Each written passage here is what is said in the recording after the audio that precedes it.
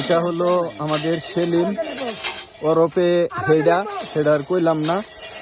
আর এটা হলো ছোটন।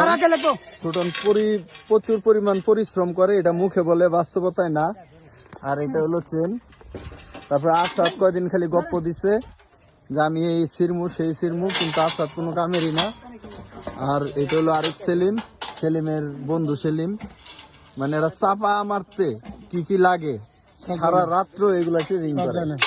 আর ওই ডাঙ্গর মামু গো, ওই যে দেখেন এই ডাঙ্গর মামু, মামু যে কাম করে, মানে মামানি দুইটা সকাল বিকাল কাম করে, মানে খুব পরিশ্রম করে। দুই মামানির কাজ করে, আমরা এক মামু একাই। এই দেখেন চেন কিভাবে টানে, কত উচ্চ থেকে চেন টানতেছে।